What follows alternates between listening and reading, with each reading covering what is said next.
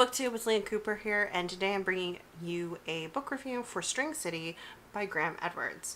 So I received a copy of this book via Netgalley from the publisher in exchange for an honest review, and that's what this is. It came out on March 5th, so early last month. I was just slow getting it read, and then even slower about filming my review for it, but I did give it a 3.75 stars, rounded up to 4 on Goodreads, and I'm excited to talk to you about it. So, String City is like a weird, speculative, urban fantasy novel set in a city called String City, and this city is a huge, throbbing metropolis populated by just kind of like every oddity from mythology that you could think of.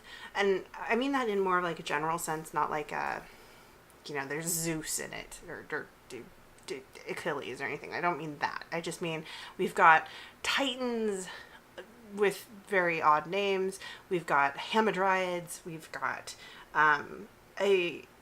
the sewer sludge, which has gained collective sentience. We've got Thanes, we have mechanical automatons with sentience, we have weather gods, just like all sorts of strange oddities. Our protagonist is a private investigator who is also a string walker, which means he can traverse the strings that hold the realities together, because String City is like a confluence of multiple kind of dimensional realities, and he can navigate the strings. However, at the beginning of the story, we find out that the city is facing a horrific economic crisis.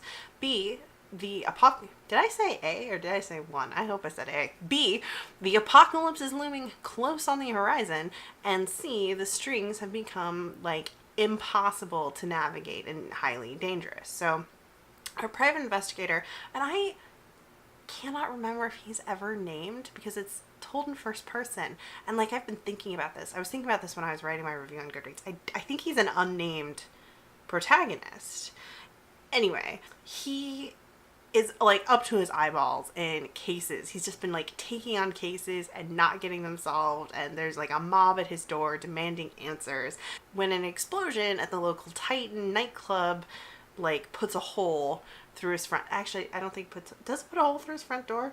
Puts a hole in the sidewalk outside his detective agency, and he is summoned away to investigate. And the whole book is told in like 7 parts, like, I don't know, over 100 chapters, because I think there's like anywhere between 20 and 40 chapters per part, which is just insane. And I'll get into that in a second. But eventually our detective, he's joined by a couple secondary characters who like join his detective agency. He's got a bunch of different cases that he works on over the course of the book, all kind of culminating in the conclusion, which I won't give away. This book's weird. Like, I think that's one of my biggest tags for it, is that it's weird, it's odd, and it's also very, very, very noir. The writing style and the kind of cadence of the book is definitely evocative of The Maltese Falcon or Double Indemnity, like any of those really like classic early 20th century noir novels. If you are a fan of that style and you like fantasy and you like weird, I think you will really, really enjoy this. If you just like fantasy, this might not click with you. I'm not saying don't try it. I think a lot of people should. You might find something new that you like, but the book is so stylized that if weird speculative noir doesn't tempt you, this might not work for you. That's kind of what I'm saying. Just because, like, I think any book that's like super hyper stylized confluence of multi-genres is probably going to be a little niche in how it lands with the audience. So that's my one thing. I love noir fiction. I have a crushing soft spot for it. I love it. It's one of the reasons Radiance by Catherine M. Valente is one of my favorite books ever, because there is an entire section told in noir style, because that book is very much about exploring how genre is told. And I love it. And so this really works for me. The first part is slow, but in the second part, when our protagonist is joined by a couple of secondary characters, it improves because it gives him something to sound off of. We're not just with his thoughts. We're not just with him explaining the world. So the pace really picks up in the second part because the secondary characters are great. There's a mechanical automaton who works with him for a while, sort of tentatively called Bronzy, and I think he's like my favorite character in the whole book. And my feelings for the protagonist the narrator improved as the book progressed, and I thought the conclusion, the arc for his character was decent, if a little cliche. It's got the whole dead wife trope. I didn't like really plan this review out super well. I've got like my Goodreads review here, but I haven't even looked at it yet. Just kind of like talking about what I'm thinking about, like thinking back on the book. I think my biggest criticism with this book is structural. And like I mentioned, it's told in 7 parts, which is fine, but the chapters, there's anywhere between like 20 and 40 chapters per part, which means chapters are anywhere between 1 and 4 pages. Like, I don't think there was a chapter longer than 4 pages.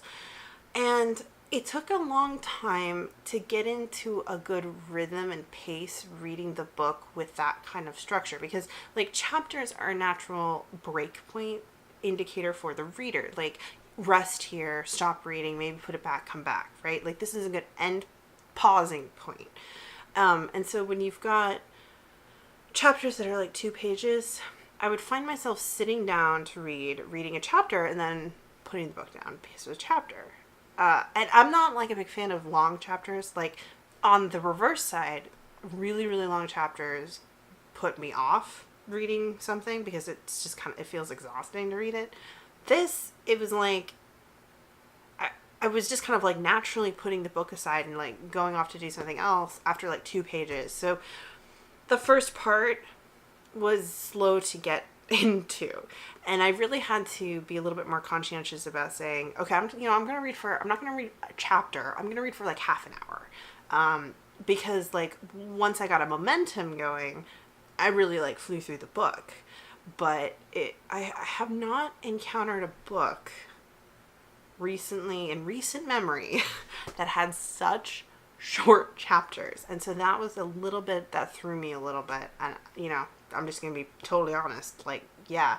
And that made the first 70 pages slow to get through. Just because I just kept putting it down. Not because it was bad, but just because it was kind of like a subconscious thing. Something to think about. And also, like, there's like kind of like a separate mystery in each part. And the first mystery wasn't very interesting. The plot definitely picks up as it progresses. What else? People who like American Gods, and if you hang around this channel, well, if you were around this channel in like, what was it, 2017, you'll know I cannot stand American Gods. I really hate American Gods.